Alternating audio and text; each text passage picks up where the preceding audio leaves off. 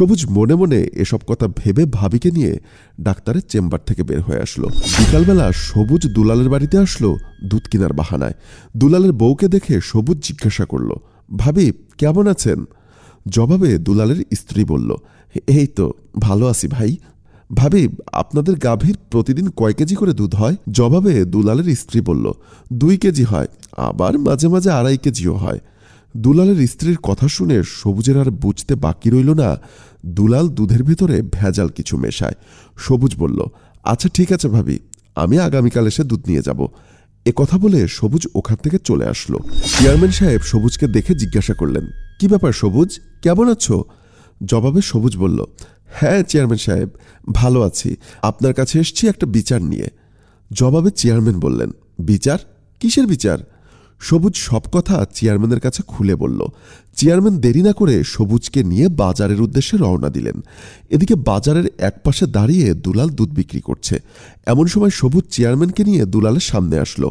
Chairman সাহেব দুলালকে জিজ্ঞাসা করল, দুলাল তুমি কি দুধে পানি মিশিয়ে বিক্রি করো?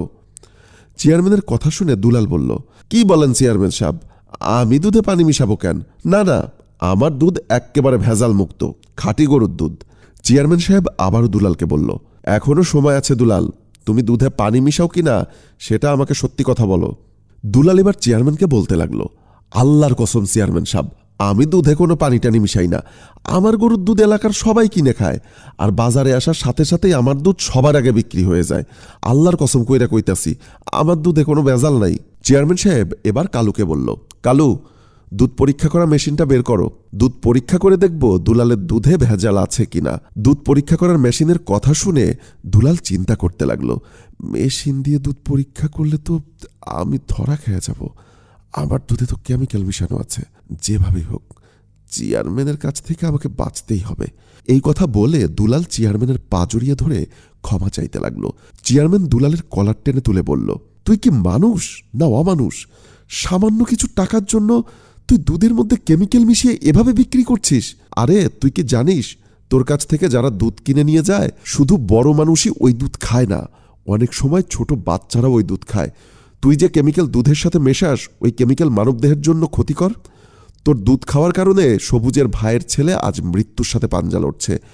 এমনও তো হতে পারত তোর ওই দুধ খেয়ে আমাদের এলাকার একটা শিশু মৃত্যুবরণ করতে পারত। তুই কি একবারও পরকালের কথা চিন্তা করলি না? চেয়ারম্যানের কথা শুনে সবুজ বলল, চেয়ারম্যান সাহেব আমার ভুল হইয়া গেছে, আমি এমনটা কখনো ভাইবা দেখি নাই। আমি টাকার লোভে পইরা দুধে কেমিক্যাল মিশায় দুধ বেশি বানায় বিক্রি করি।